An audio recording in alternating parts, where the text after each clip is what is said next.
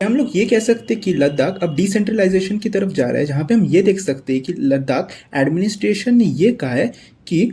लद्दाख की जो सातों डिस्ट्रिक्ट है उनकी खुद की ऑटोनोमस हिल डिपार्टमेंट काउंसिल होगी। यहाँ पे हम ये देख सकते हैं कि इन सातों डिस्ट्रिक्ट्स को जोड़ा जाएगा अंडर अ यूनियन टेरिटरी और एक आर्टिकल 371 के एक फ्रेमवर्क के अंदर लाया जाएगा और उनसे कुछ पार्ट्स को इसके ऊपर इम्प्लीमेंट किया जाएगा।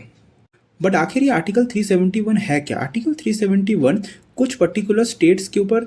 लागू होता है, जहाँ पे उनकी कल्चरल हेरिटेज, उनकी लोकल लैंग्वेज, उनका जो भी यूनिक कल्चर है उसे प्रोटेक्ट किया जाता है और उनके लैंड राइट्स और उनकी एम्प्लॉयमेंट अपॉर्चुनिटीज़ को भी प्रोटेक्ट करता है आर्टिकल 371 और एडमिनिस्ट्रेशन अग्रीमेंट्स को भी देता है टू स्पेसिफिक कम्युनिटीज़। जहाँ अगर हम ओवर द ईयर्स देखें तो बहुत सारे स्टेट्स को आर्टिकल 371 के क्लॉजेस के अंदर इम्प्लीमेंट किया गया है और उसके अंदर उनके स्पेशल हिस्टोरिकल सर्कमस्टांसेस को प्रोटेक्ट करने के लिए आर्टिकल 371 उनके ऊपर इम्प्लीमेंट किया गया है। जहाँ पे हम ये भी देख सकते हैं इस डिसीजन के अनाउंस होने के बाद लद्दाख के चीफ सेक्रेटरी ने ये कहा है कि ये एक बहुत बड़ा स्टेप है उनके लोकल गवर्नमेंट को स्ट्रेंथन करने के लिए और एक बहुत बड़ा स्टेप है डेमोक्रेटिक डिसेंट्रलाइजेशन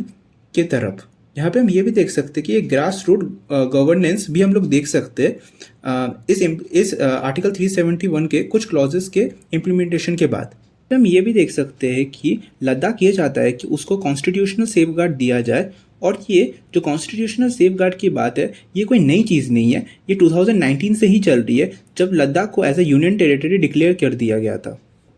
जहाँ पे हम ये भी देख सकते हैं कि इन्वायरमेंटल एक्टिविस्ट सोनम वांगचुक भी ने बहुत ज़्यादा इस चीज़ के ऊपर अपनी वॉइस दी थी,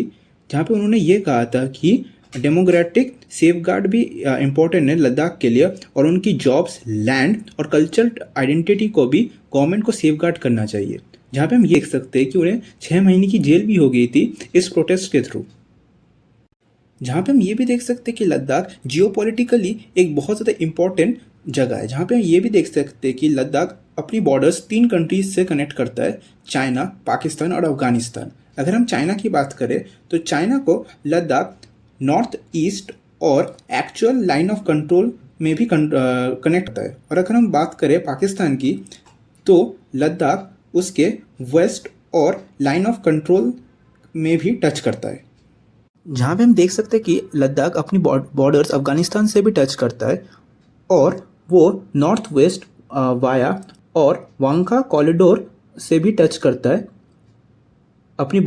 अफगानिस्तान से।